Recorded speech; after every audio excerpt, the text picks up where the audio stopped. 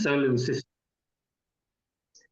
It's a great pleasure to welcome Christoph Burkhardt to give this lecture on solar system genealogy with isotope anomalies and meteorites.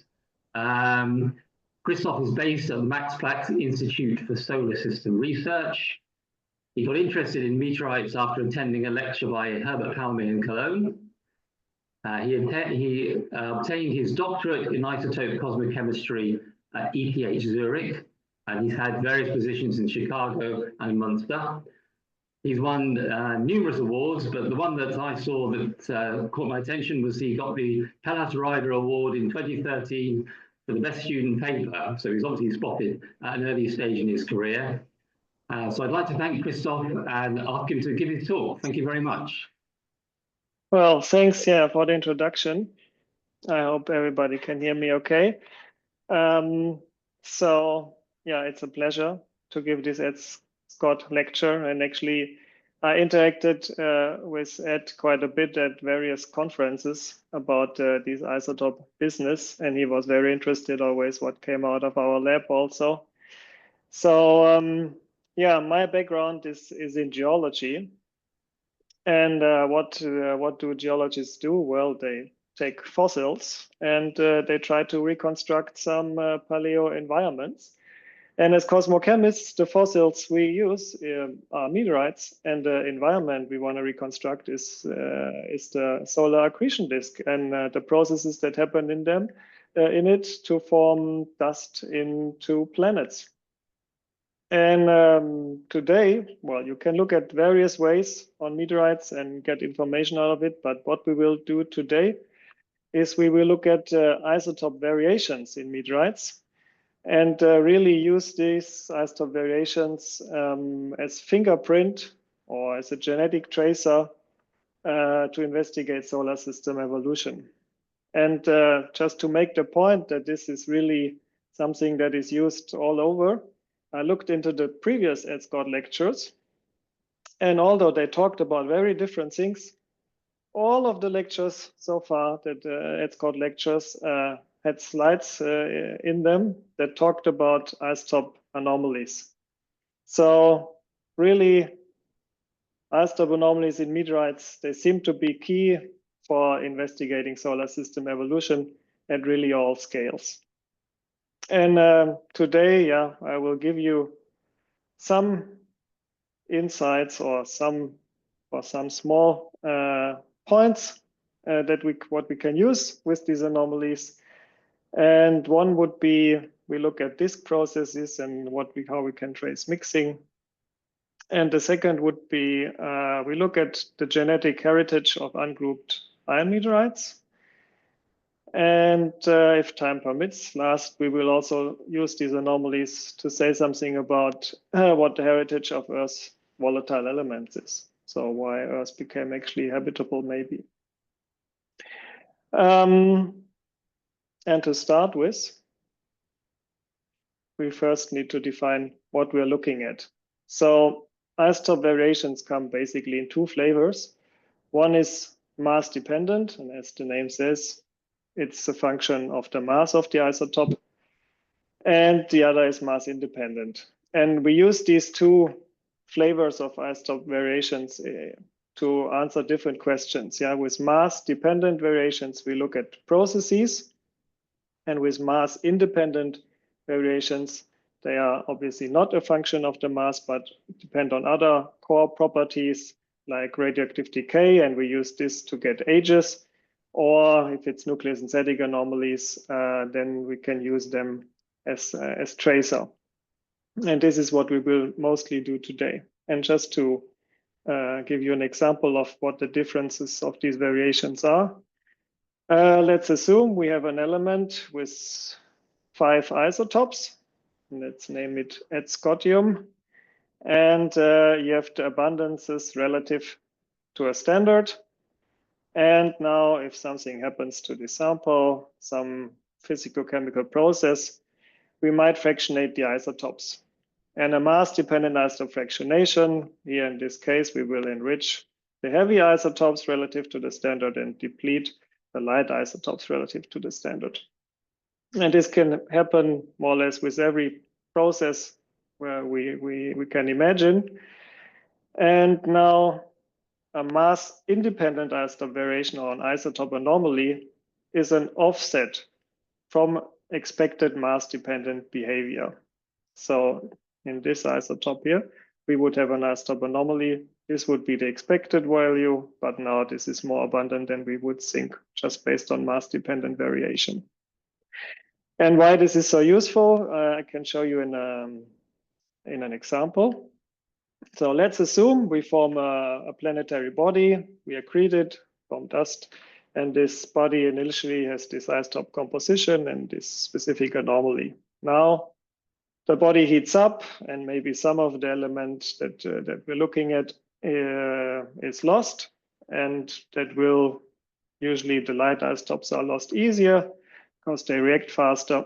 So that what we will remain with is a body that is slightly heavier than what we started with.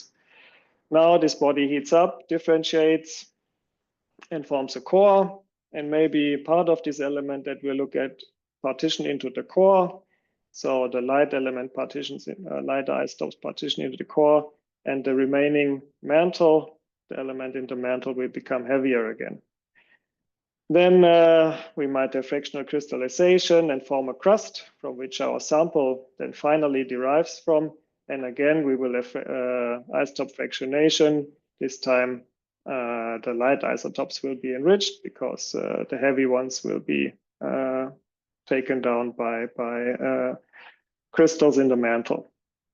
Then this rock makes it to us, and there's terrestrial alteration. And that might again lead to light isotopes preferentially over the heavy ones. That means a lot of stuff has happened to that sample, and all of these processes might fractionate the stable or the mass-dependent, might induce mass-dependent isotope fractionation. However, what did not change over all of these processes is the mass-independent anomaly. So the isotope anomaly stayed the same. And this is the power of these isotope anomalies, because we can really use them. We can see through any planetary processes and directly link to the source reservoir, the source material, even though the rock has seen many, many different processes. Okay, now just a bit on notation. Well, in order to isolate an isotope anomaly from mass-dependent behavior, we need at least 3 isotopes, because if you have only 2 isotopes, this one and this one, then we cannot differentiate if this variation is mass-dependent or mass-independent. And because we are only interested in this isotope anomaly, we usually correct for any mass-dependent fractionation. And we do this by an internal normalization. That means we just take another isotope and say, whatever this offset is from our standard, we reduce it to 0. And by doing this mass fractionation correction, we internally normalize everything so that only the isotope anomaly stands out. And this is what we're interested in. Now, historically, or the first element in the periodic table that has 3 stable isotopes is oxygen. And that's also one of the most important to look for these anomalies. Yeah, and this is probably something every one of you have done, or it's a staple in meteorite classification, oxygen isotope anomalies. And what is shown here is delta 17O. This is the deviation from a mass-dependent fractionation line, which would be here at 0. And then different types of meteorites now here are shown, all kinds of achondrites and iron meteorites. They have different anomalies, and this is very diagnostic. So this is used a lot in classifying meteorites, actually. And that is known since the 70s. So in this plot here, we have time in years and the number of isotopic systems or isotopic heterogeneous systems and the year of their discovery, and it's a cumulative plot. So oxygen was 73 with Bob Clayton, and that's for bulk meteorites. He showed in blue here that there are anomalies as well as in CAIs. And then if we concentrate on the blue line here, for a long time, nothing happened. And only mid-80s, the next element which shows an anomaly was discovered. And that is titanium. And for oxygen, we saw the variation is in the per mil range, the isotopic variation. For titanium, these are already measured in parts per 10,000. So the anomaly is smaller. And then again, for almost 20 years, nothing happened. But then around year 2000 and onwards, the field exploded. There were many more isotope systems where anomalies were measured. And this is because of a technical development, because then multi-collector ICP-MS was introduced, and that opened really the whole periodic table for isotopic investigations. And so this is kind of the golden age from 2002 to about 2016. A lot of elements were discovered to show these isotope anomalies at the bulk meteorite scale. And well, this is also when I did my PhD from 2008 to 2012. So I was in the midst of this. And now when we go to the last 10 years or so, there's still more anomalies discovered, more elements that show anomalies. But now we are usually going in the ppm world. So the isotope variations become smaller, but our machines become better and we can still resolve them. And also what happened in the last 10 years is that there's now more concentration of components of chondrites, like chondrules or matrix or olivine aggregates that also are investigated for isotope anomalies. Okay, but if we go back to these golden years, probably the most significant discovery that was made in the last 20 years, is this isotopic dichotomy between NC and CC bodies. So what you see here is a plot that you will show, you will see several times in the next half hour or so. It shows anomalies in chromium 54 versus anomalies in 50 titanium. And each point in this plot is one distinct parent body. And what was shown is that in this isotope anomaly space, there's two fields. All the meteorites plot either in this blue field or in the red field. And what's even more important, both of these fields contain differentiated as well as undifferentiated meteorites. So that means early and late form bodies, iron meteorites, as well as chondrites. And this dichotomy is seen chromium titanium, but also just in molybdenum 95 versus molybdenum 94. And this has the advantage that we can also measure all the iron meteorites. So there are more points on here than on here. And this basically dichotomy, this isotopic dichotomy, allowed us to move from a more phenomenological classification of meteorites, where we have meteorites that have chondrules and meteorites that do not have chondrules, and meteorites that maybe have some relic chondrules. And in a way, I'm exaggerating here, but this is kind of when we classify people by looking at their haircut. So some have long hairs, some have short hairs, and some have maybe middle long hairs. And this does not tell us anything about the genetic relationships of these people. So this isotope anomalies really allowed us to look for genetic links between differentiated and undifferentiated meteorites. And well, Paul Warren was mastering this, and he came up then with this new classification scheme where he classified meteorites into carbonaceous and non-carbonaceous as like supergroups or superfamilies. And in both of these families, you have chondrites as well as achondrites. So that means you have long and short-haired people from the same family, but there are two big different families around. So what it means, in the asteroid belt, from where our meteorites come from, we have two distinct families, NC and CC bodies, and they have a distinct isotope composition. That also means they cannot have formed at the same time at the same place. So the question is it a temporal variation? Did the NC bodies form first and then at the same place later maybe the CC bodies? Or is it a spatial variation where we form the two at the same time, but at a different place? And in order to differentiate these possibilities, we need to link our isotope anomalies with the accretion ages of these bodies. And this is shown here in this diagram. It's a busy plot, but I'll walk you through. So what we have on the y-axis is isotope anomaly here in chromium 54. And what we have on the x-axis is accretion time of these bodies. And again, each point in this plot here displays one distinct parent body.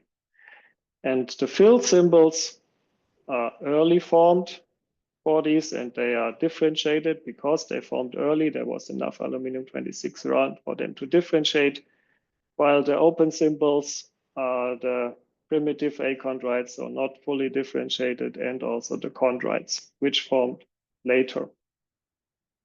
But what is obvious to see is first, there's again the two families. There's a red family and a blue family.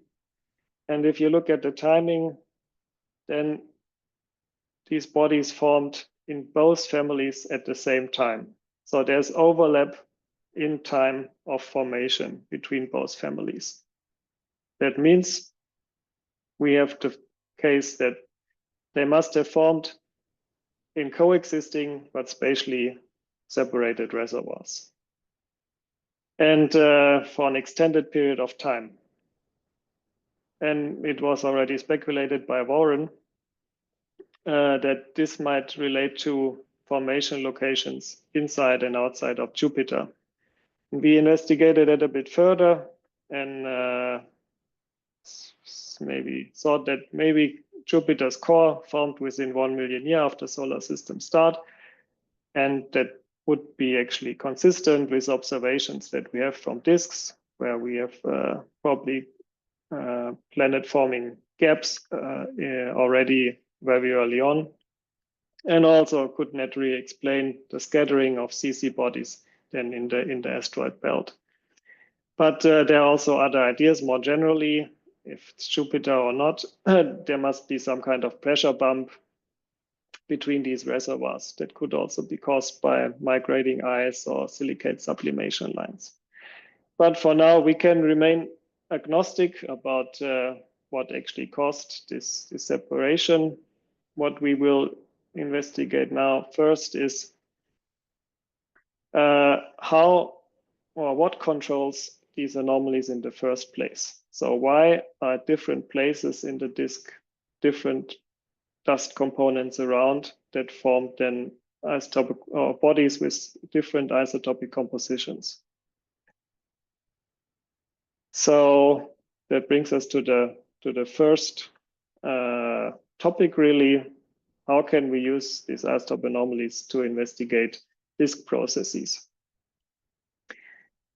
So the questions we need to ask is, what actually controls these planetary scale anomalies that we see on the bulk meteorite scale? And there are two end-member models around.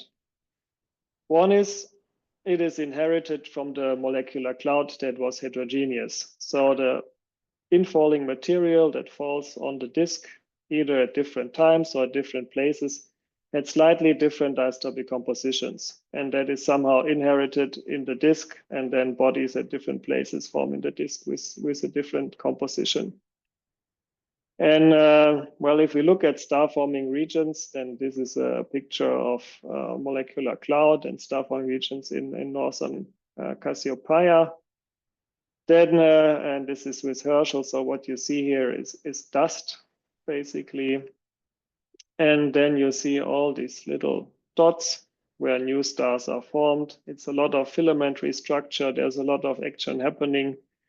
And we have then also regions with more or less no dust. This is a supernova bubble where it's expanding outwards and putting new synthesized elements again into the molecular cloud. So there's a lot of stuff happening, and it's not unimaginable that a collapsing cloud parcel that forms a new star has slightly different isotope composition. The other end member is that everything is happening in the disk and all the infall was homogeneous, but then different carriers were kind of separated in the disk because of gradients, like the temperature gradient, and only refractory grains might survive here, and all the more labile carriers might be evaporated. And that way we might have some basic unmixing and generate these variations. And that also brings us to the question, what is these variations actually controlled by pre-solar grains? Well, obviously, finally, it's pre-solar grains that carry these anomalies, but is it actual pre-solar grains that are heterogeneously distributed in the regions where these different bodies form? Or is it more disk products like CAIs or chondrules that are heterogeneously distributed and that these carry the anomalies that are dominating the bulk scale anomalies? So I looked into this problem a few years ago because now there's data for pre-solar grains and CIs or calcium aluminum rich inclusions, chondrules, these small spherules, and matrix that puts everything together. And then we can analyze how do these individual components relate to the anomalies of the bulk bodies. And the good thing is I spare you all the details and come just back to this figure of anomalies again.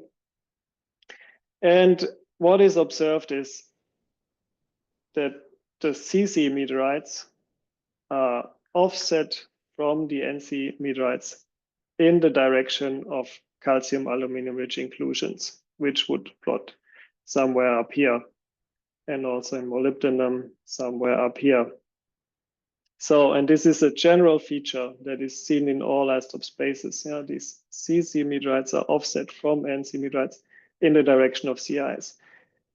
This is not particularly surprising because everybody that ever looked at the carbonaceous chondrite knows there are CIs in, and if they are to be anomalous, then that will have an effect on the bulk isotope composition of the meteorite. And this is not something new. That was actually found by Niemeyer 1988, and he measured titanium anomalies in different types of carbonaceous chondrites.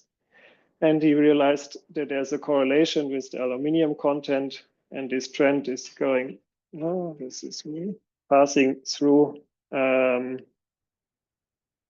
CI value. So for titanium, obviously that's nothing new, and CIs obviously influence the isotope composition of carbonaceous chondrites.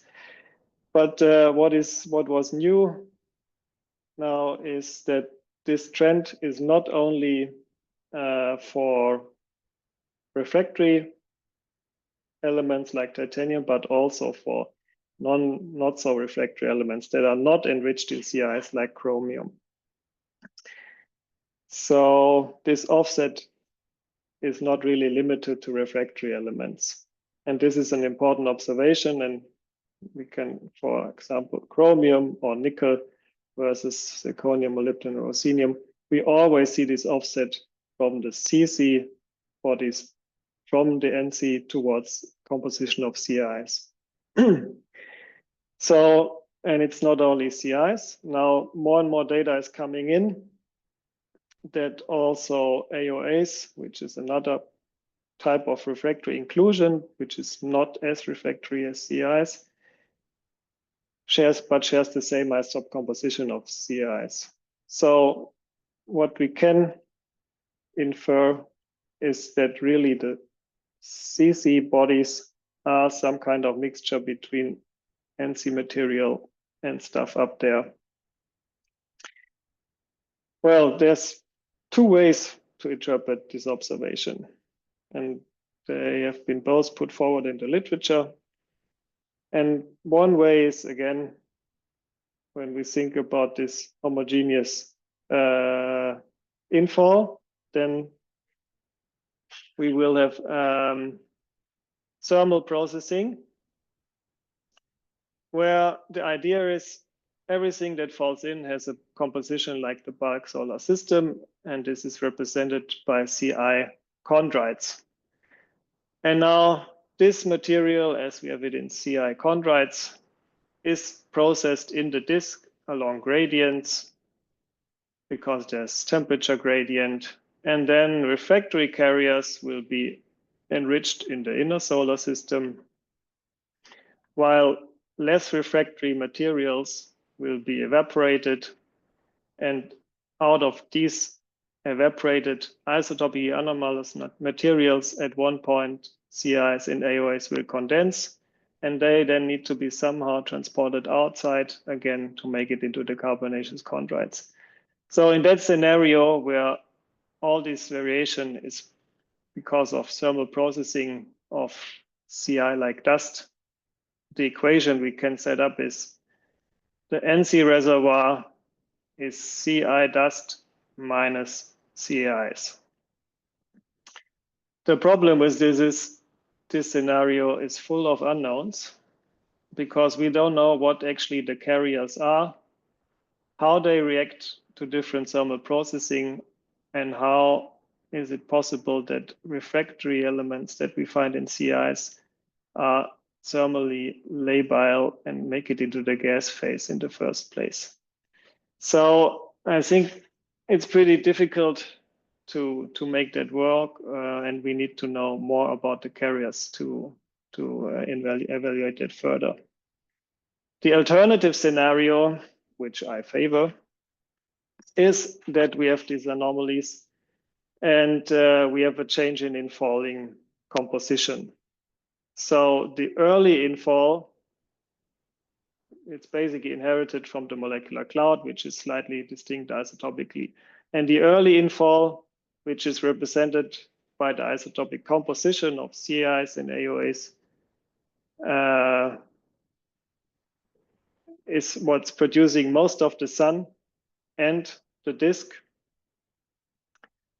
The early disk basically is spreading, and this early infalling material is therefore transported outwards. So this is one way also to bring CIs and AOAs out. But it's not only CIs and AOAs, it's basically the composition of this early infall is still solar chemically. That's why we call this IC for isotope, for inclusion-like chondritic reservoir. And then we have later infall, which would be NC-like. And as infall is always strongest close to the gravity, center of gravity, this will dominate the inner disk. So the CC material in this scenario is a mixture between early infall, which is dominating the outer disk, and late infall, which is dominating the inner disk. This scenario also has its problems because, well, we can do the equation CC equals NC plus IC. So late plus early infalling stuff. The problem is, well, it's kind of an ad hoc assumption that the composition of the infall will change. But the benefit of it is it comes with quite a much lower number of free parameters than the previous model. And the prediction is that CC chondrites are mixtures, including CI chondrites. And whoever had a carbonaceous chondrites in hand knows, yes, they are mixtures. They are in chemical disequilibrium, and there are different components in, and CIs are one of them. They're chemically and isotopically distinct. And we can then make a tie line and infer by Lever rule how much NC and how much IC material is in the CC bodies. And we can not only do this for titanium and chromium, we can do this for all kinds of elements that show anomalies. And they all seem to indicate that this fraction of NC material in the CC reservoir is about 2/3, and 1/3 is IC material. Okay, and there's more evidence that CCs are mixtures at all scale, because this data here in the blue diamonds is data for individual chondrules out of CV chondrites. And these individual chondrules basically show that this mixture between NC and IC materials is happening at the chondrule scale. Yeah, we have chondrules that have an isotope composition like NC materials, and we have individual chondrules that more or less look like CAIs. So this mixing is actually happening at the chondrule scale. And we can continue with that. This is again titanium, chromium space. And these are all kinds of carbonaceous chondrite materials. And it could be, they can be understood as a mixture of chondrules, CIs, which would move up here, and CI-like dust.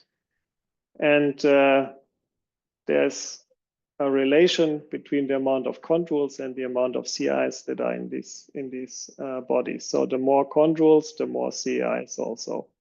And this might be indicating of some kind of collection mechanism that for where these bodies formed by the streaming instability. So I would even go one step further, that not only are CCs a mixture between these components, even also the CI dust is a mixture in itself. And I think there's good evidence for that. So CI as a proxy for the bulk solar system, but is heavily altered. So all of the primary minerals, or many of them, are eaten away by aqueous alteration. But people found primary olivine in these CI chondrites. And when they measure the oxygen isotopic composition of these, they find that it has a bimodal distribution. So here is the oxygen isotope anomaly. And there are olivines in CI-type chondrites as well as in Ryugu samples that have the same isotopic composition as CIs and AOAs. And there are olivines that have a more normal composition as other chondrite materials. And so I think we can see also that in CIs that there's a mixture between NC and IC materials. And if we understand or CIs as mixtures, then we might also explain the potential trichotomy that is seen when we look at iron and nickel isotope anomalies. So what is shown here is that CI chondrites and Ryugu samples seem to define a third field next to the NC and CC field. And it was either proposed that this means that they formed even further out in the disk, but alternatively, we think that if we understand them, these CIs as mixtures as well, then it might just mean that they got a bit more of some metal component of this IC metal. And we propose that this might indicate that they formed by photoevaporation instead of this accretion in the pressure bump where the other chondrites formed. So that this special composition of CI chondrites might be a signature of a special formation scenario for these bodies as the last bodies when the disk is disappearing. Okay, that concludes part 1. So what controls planetary scale anomalies? It's infall and disk building and variable mixing of disk products. So controls, CIs, and the matrix. So I think we can conclude that CC materials are mixtures of NC and some IC material at all scales. And also, if this infall and disk building is producing these variations, then that also formed early, and that makes these anomalies or reinforces them as tracers for genetic relationships. And this is what we will do now in the second part. We will look at the genetic heritage of ungrouped iron meteorites. And yeah, so magmatic iron meteorites sampled the cores of differentiated bodies. And in this classic diagram from Scott and Wasson of germanium against nickel, we have different magmatic iron meteorites, and they define distinct fields. And we have about 10 main groups of iron meteorites. So all these iron meteorites sample just about 10 different bodies. And they are color-coded in blue and red. So blue again is the CC bodies and red is the NC bodies. But it's just 10 bodies. So there's a whole bunch of ungrouped iron meteorites, which might sample up to 50 additional early form bodies where we don't have genetic information. So if we investigate that, we can ask questions like, is the dichotomy really universal? And we might be able to infer temporal or compositional variability between and within NC and CC reservoirs. And this is actually what one of our recently finished PhD students, Friedrich Spitzer, did. So we looked at all kinds of ungrouped iron meteorites, all the gray points here, and some of them volatile rich, so high germanium, some very volatile depleted, very poor in volatiles, and also very variable in nickel content. And if we take nickel content as a first proxy for core formation conditions, then more nickel means more oxidized core formation, and less nickel, more reduced core formation conditions. And the approach was to measure molybdenum isotopes to see if they all adhere to the NC-CC dichotomy, and also get timing information about when the parent body is formed. And this is done from tungsten isotopes. And yeah, this is based on the decay of 182 hafnium, which decays to 182 tungsten with a half-life of 9 million years. And in a chondritic body, hafnium would just decay to tungsten, and it would slowly increase in 182 tungsten.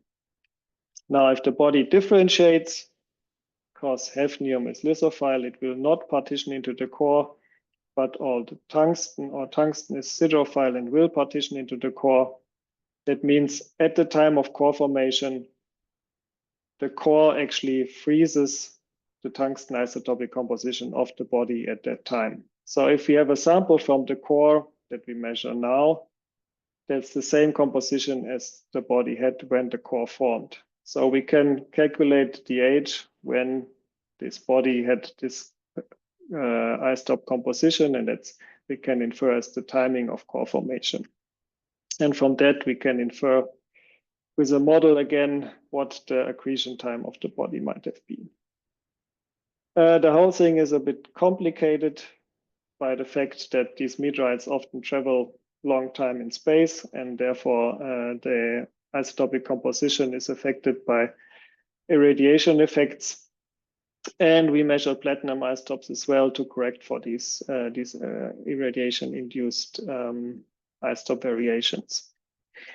And these are results, again, in molybdenum isotope space. We have NC materials and CC materials, and these are the grouped iron meteorites, or the main groups of iron meteorites, NC and CC. And now we have the ungrouped iron meteorites that we plot again here, and we see all of the bodies that we investigated adhere to these NC and CC fields. So the observation is all the ungrouped irons adhere to the dichotomy, and they also span a similar range in anomalies as the grouped meteorites. So there's no specific exciting observation that we find another reservoir or so.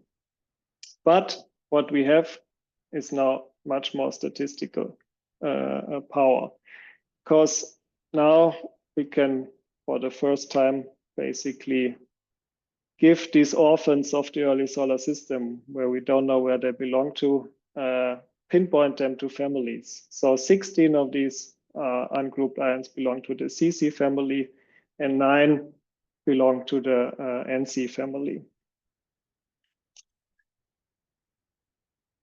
And yeah, the ages of these, we obtain core formation ages after timing of CI formation, and this is again the grouped meteorites, and now the ungrouped NC irons, and they span a similar age range, whereas these ages are not real core formation ages, these are later resetting.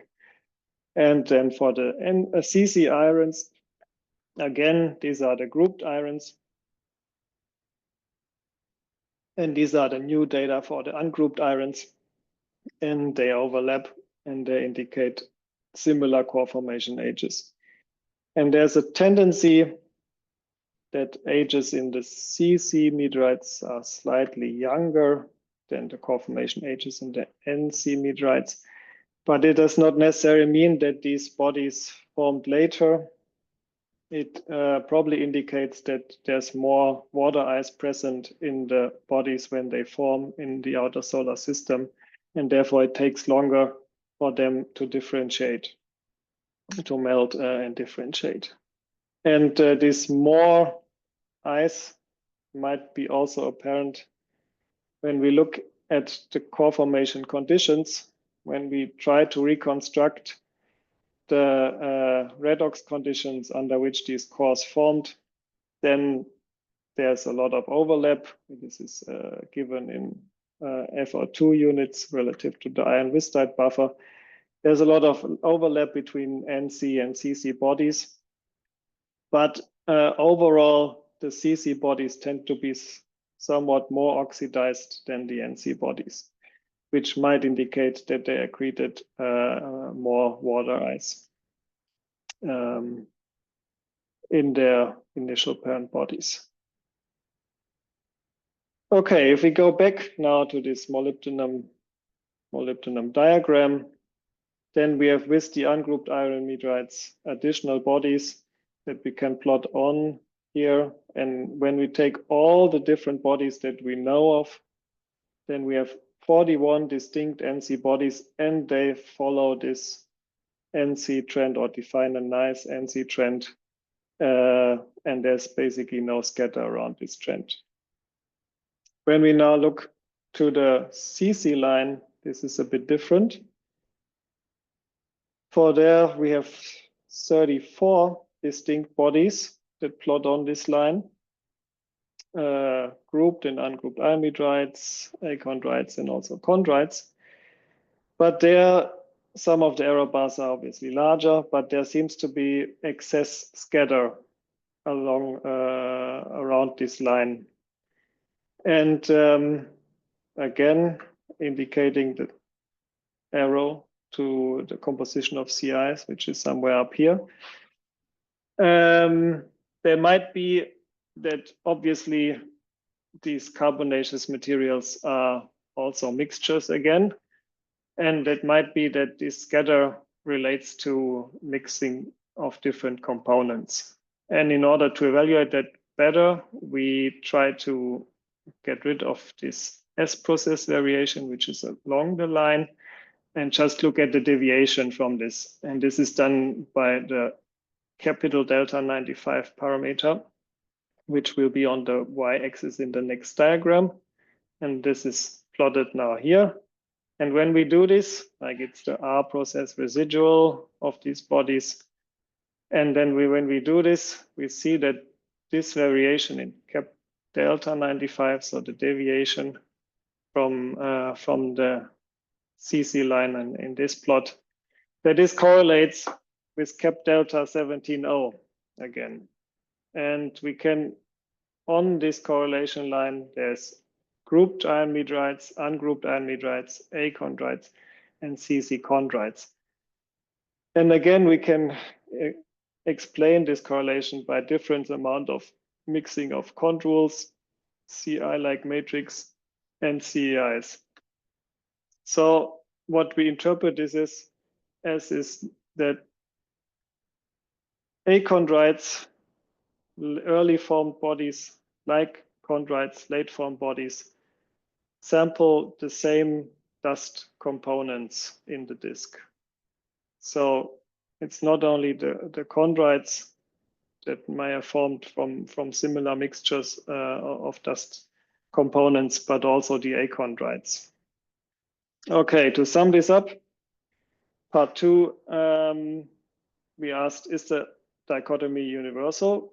And we proved this for about 25 additional bodies. The ungrouped iron meteorites, yes, they all plot either in the NC or CC trend. And is there temporal or compositional variability between or within the reservoirs? Then we have now more statistical power and think that really there's evidence that the CC reservoir seems to be more oxidized, so that fits to being formed further out where there's water ice. And chondrite and iron meteorite parent bodies seem to have formed from the same mix of dust components in the disk. Yeah, so we can explain everything with chondrules, CIs, AOAs, and matrix. And I think this is significant. Okay. Now the last part, quickly, heritage of Earth's volatiles. Can we say something about where the volatiles in Earth came from these isotope anomalies? Well, the first thing we need to address, how much CC material is in the Earth. And that's actually not so easy. That's something we tried a few years ago in multi-elemental isotope anomaly space. And we look, where is the green dot? That's the Earth, or the parasilicate Earth, relative to NC materials in red or CC materials in blue. And when we do this for all kinds of elements, we can infer that most of the Earth comes from the NC reservoir, and only about a few percent, less than 15 or 20 for the Earth, come from the CC reservoir. But this inference is based on refractory elements. So this is about the bulk Earth, and this does not necessarily tell us something about the origin of the volatiles. These few percent CC material would be enough to explain all of volatiles by addition of outer solar system material, but we cannot really differentiate if all of the volatiles come from outer solar system material or addition of CC-like bodies to a really dry Earth that formed without, more or less, without volatiles or lost all of the volatiles it had initially, or if Earth actually accreted more or less wet, and what came from carbonaceous chondrites contributed some, but certainly not all of the volatiles. And yeah, that's a difficult and open question. And in order to differentiate these scenarios, we would need to know the fraction of volatiles from the CC reservoir. And this is only possible when we look at volatile elements. The issue is volatile elements like hydrogen, carbon, or nitrogen have only two isotopes. That means we cannot differentiate mass-dependent from mass-independent signatures, so not process from source signature. We can nevertheless try, and people did this, but then there's a second complication. There's no dichotomy, and we have ansatite, chondrite materials and carbonaceous materials that have the same isotopic composition and that both overlap with the inferred composition of Earth's primitive mantle. So what we need would be a volatile element with ideally 4 or more isotopes that we can make discrimination plots, and that this element shows an isotopic dichotomy between NC and CC materials, and then we can see where does Earth plot with respect to the NC and CC field, because if Earth plots in the CC field, that means all of Earth's volatiles come from the addition of CC materials to an initially dry proto-Earth.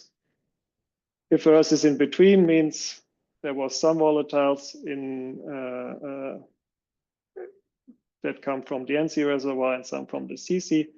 And if Earth is only in this NC reservoir, that means there was basically a wet accretion from inner solar system material, and whatever came from outside did not bring many volatiles that it matters. So we thought about looking at zinc. Zinc is not really a water, but nevertheless, it's a moderately volatile element, and it is a plateau volatile element. What you can see here is condensation temperature against concentration for different meteorite types and the bulk silicate Earth. And you see that after at about 700-800 Kelvin, there's a plateau.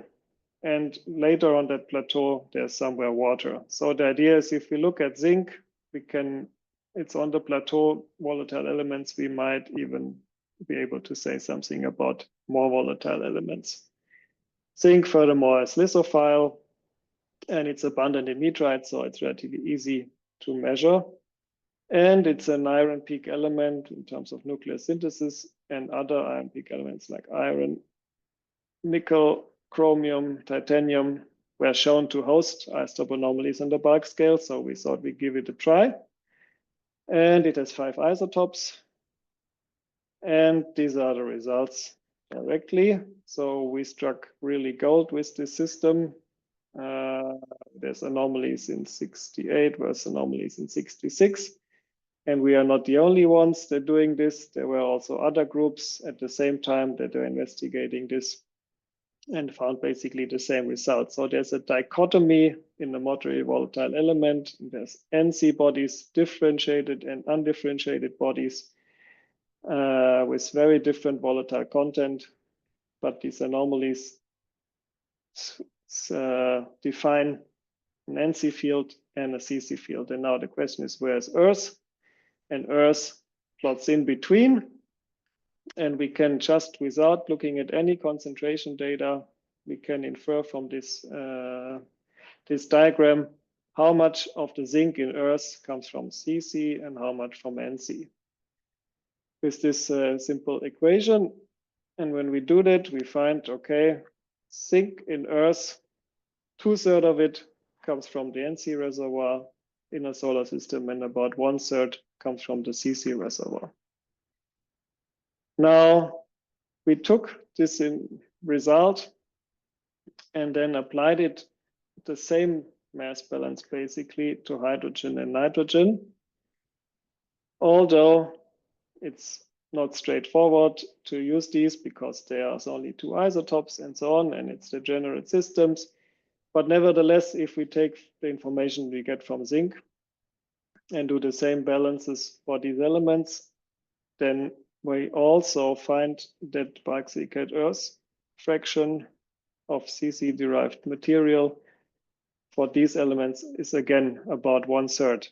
Error bars is large, and this could be a coincidence, but nevertheless, if it's true and zinc already is on the volatile peak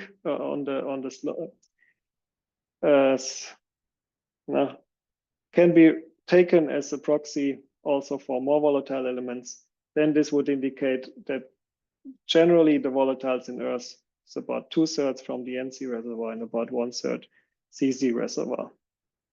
Now, how much CZ material does this correspond to?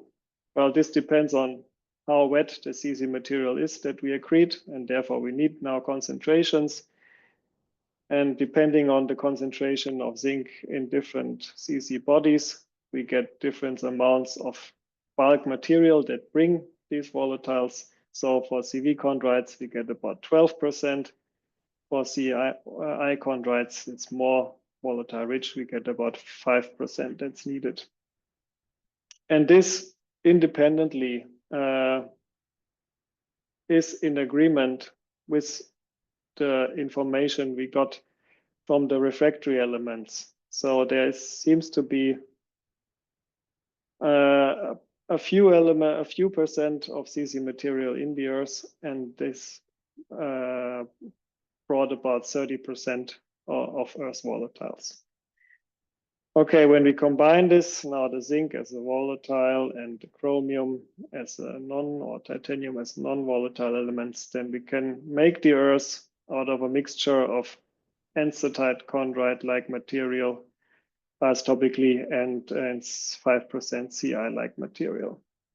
Okay, to finish off, we identified or we made use of these isotopic anomalies in the volatile element to figure out how much of Earth's volatiles comes from the NC and CC reservoir. And our result is that there must be endemic volatiles present in the inner solar system, in the NC reservoir, in the building blocks of the terrestrial planets. Okay, now my time is certainly up. These are the big take-home messages. I hope I convinced you in this little tour de force that isotopic anomalies in meteorites record essential information about this building, transport, and mixing of materials in disks and in fall. And I hope I convinced you that you can understand the CC reservoir as a mixture of NC and IC material at all scales. And we used these isotopic anomalies to infer genetic relationships of ungrouped iron meteorites. And we have now a total of over 40 different NC bodies and 34 CC bodies, and that number is growing as people do more measurements on more samples. And when we looked a bit more into the details of these anomalies in these bodies, we found that early and late form bodies, or differentiated and undifferentiated bodies in these different reservoirs, seem to have formed from the same mix of dust or nebular materials. So in early and late formed materials, there must have been some kind of similar mixtures of dust. And lastly, we took isotope anomalies as a proxy or to infer something about the heritage of Earth's volatiles, and found that about 2/3 of volatiles in Earth are from the NC reservoir and about 1/3 from the CZ reservoir. With this, I thank all the meteorite enthusiasts out there that make this field so exciting. Fund museums for donating samples that we dissolve in acid, funding agencies, and the MPS Planetary Materials Group for making it all happen.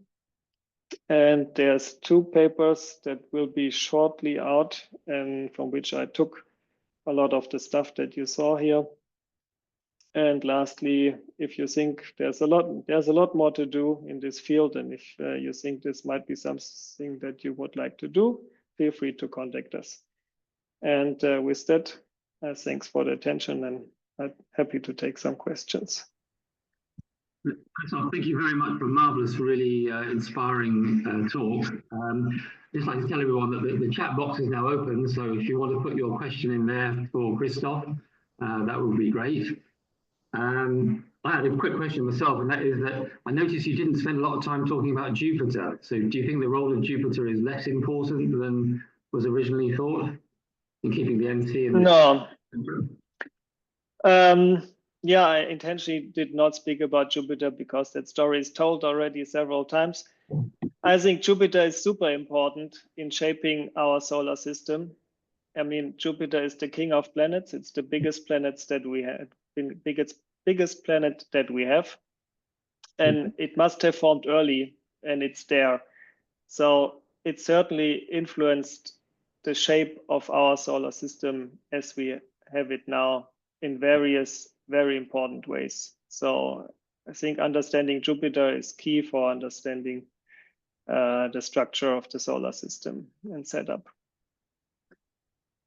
Okay, fantastic. So just remind people that the chat box is now open. So if you want to ask a question, please do that.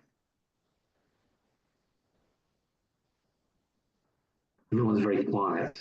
You start to stun them with all that amazing data.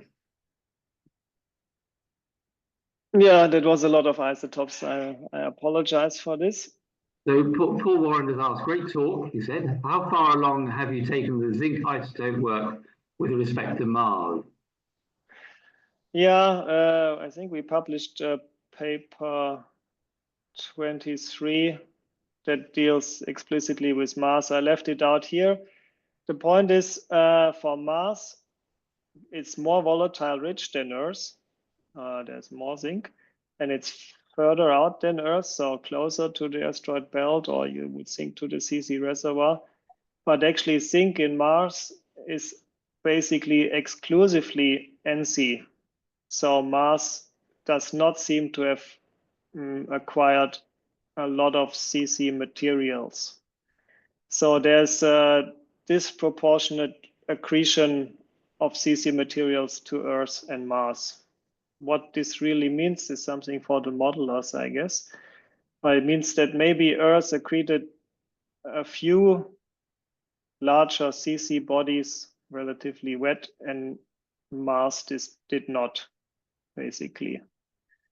And now I just submitted an abstract to Goldschmidt where we look also at HED meteorites, and there it's the same. There's also a paper published by the French group already. It looks like Vesta also is basically dominated by NC volatiles.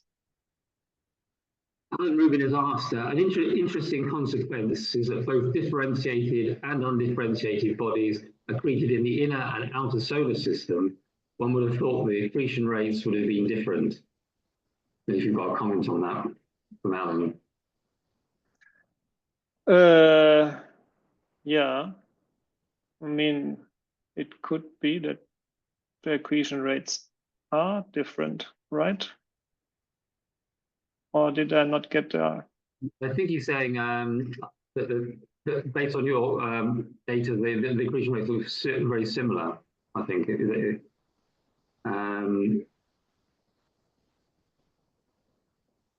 Yeah, and he's puzzled by that, I guess. They want to be different. Ming Ming Zhang has asked, what is the IC component? IC equals refractory inclusions? No. Yeah, that we named this inclusion like chondritic. So the isotopic composition of that component is like the one of CAIs and AOAs. But overall, the chemical composition is solar. So that would be the early infalling material in our theory. And CAIs and AOAs are just the refractory part of this component or this reservoir. And there's also material that is less refractory, but also has this isotopic composition.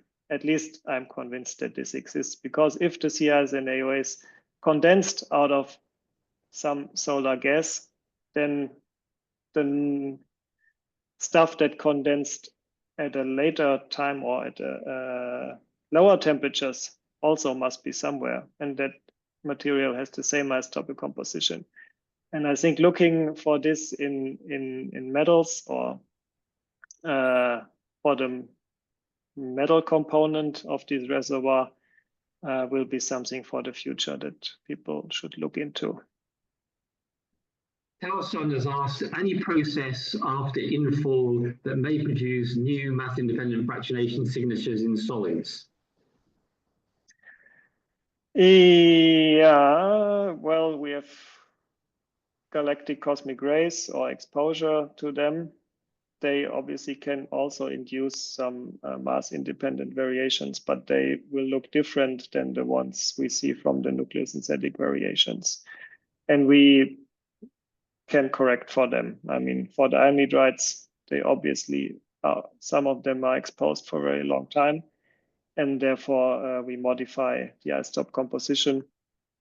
But this pattern that we get from the cosmic ray exposure is different than the nucleosynthetic signatures, so we can resolve the two. So Romy Hanna, it's not so much a question as a compliment. A wonderful talk. I personally learned a lot that will be very useful for my work. So thank you. Looking forward to that FSR paper. So,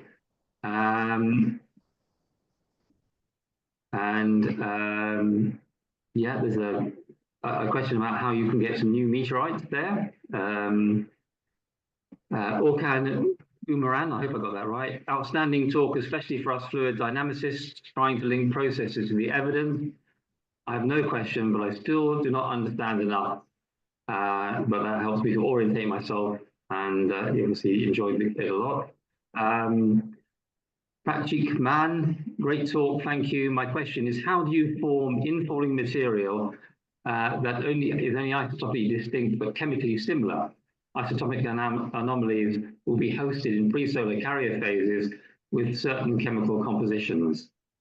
Yeah, but yeah, it's like for the chemical composition, everything, if we look at the cloud, is more or less than about solar.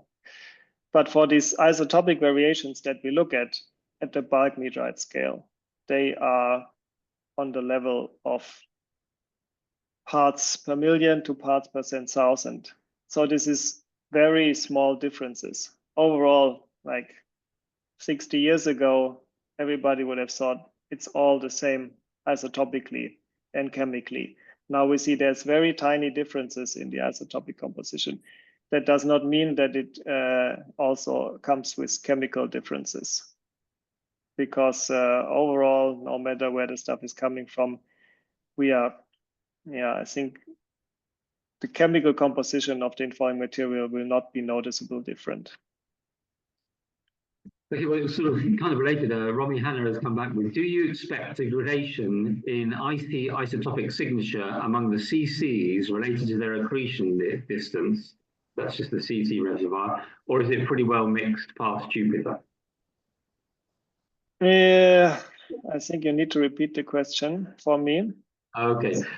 Do you expect a gradation in IC isotopic signature among the CCs related to their accretion distance, or is it pretty much well mixed past Jupiter? So I suppose that just relates to the CC. Yeah. Well, I mean, there's gradation in terms of, because different types of carbonaceous materials got on top of different amounts of CIs. So some have more and some have less CIs, and for some elements that certainly matters. The question, how it really, what's the composition out there, is one that I would like to answer. And for that, a comet return sample would be the best thing to have in the lab. I don't know when it happens, but obviously, yeah, I don't know how well mixed the outer disk is. in the scenario that we propose, if the early infall is like sun-like or CI-like, and this is through viscous spreading going and dominating the outer disk, then I would imagine that the outer disk is somehow similar to CAIs. But I don't know, it could also be that maybe there's some late infall that just happens on the outer disk again with different material, or I don't know. But a comet sample would be great to test this. Definitely would, yeah. Patrick Leverone has asked, do you think the reservoir's isotopic anomalies are at all inherited from different pre-solar precursors infalling at different times, i.e. R process or S process excesses? I think you have to read that again to me. Yeah, it's late for me already. Yeah, no, I know. It's been a year, yeah. Do you think the reservoir's isotopic anomalies are at all inherited from different pre-solar precursors infalling at different times? I guess the yeah. I mean, we have isotope variation. That means if we think it's inherited from infall, that also means it's probably in slightly different carriers, or there's, in our scenario, the early infall, the IC-like infall, would be more enriched in supernova-produced nuclides than the late infall, which would be more enriched in S-process nuclides. But again, it's very tiny differences. Yeah, you don't need much to produce these variations that we see. Yeah. So, Burkhardt Umaran has said aerodynamic drag also brings in materials from the outer disk, especially around the settling mid-plane. This problem is still being examined, or just on that, sorry. This problem is still being examined in the disk structure turbulence community. More to learn, so more a comment, I think. Sasha Croaks is asking, great talk. Do you expect the matrices in NCs and CCs are isotopically different or CI-like? Do you want me to repeat that? Yeah, that's another good question. And I think work on matrices in different types of chondrites to isolate it and measure the isotope composition is the way to test this, really. It's a difficult one. And well, there's not much. Well, a good way would be to look at NC chondrites with a lot of matrix. There's not many, but there are a few, and to test that. So I don't know, but there are people that say all the chondrites have like a CI-like matrix, and I might tend to agree, but it needs to be tested. Yungbin Gao has got a question about the cosmic ray production correction. He says correction for cosmic ray production could be large for some of the isotopic anomalies, especially iron meteorites with their long exposure ages. How does the correction affect the precision accuracy for those very small anomalies? Yeah, well, it depends on the element. For some elements, it doesn't really matter. For some, it's more severe, like for tungsten, obviously, for the dating, it's more severe. But the data I showed was already corrected, and all the error bars I showed included this correction. So the effect is severe, and if you underestimate or overestimate, you might be off. But I think with the platinum, we have a really good way for iron meteorites, at least, to correct for exposure. And like for molybdenum, it's on the order of 10, 20 ppm or so, these corrections. It is relevant, but we can deal with it. Okay. So I think that's the last question there in the chat box, as far as I can see. You generated an awful lot of questions. You generated a lot of people who turned up and a lot of questions. So I'd like to thank you again for an absolutely fantastic talk, very thought-provoking and lots of amazing data. And like Hannah said, I'll be taking it away myself and having a good think about things. Thank you. Yeah, and I think it was a lot, and it's good that it's recorded, so maybe people can have a look again and think more. And yeah, feel free to contact me out there if you have more questions. And yeah, I can advertise this Space Science Review paper about infall and disk processes that should be coming out soon, where a lot of what I present is maybe even in a better understandable way presented. I think that's going to be a very heavily cited paper, Christoph. Thank you very much. We'll see. Thank you. Okay. Thanks a lot.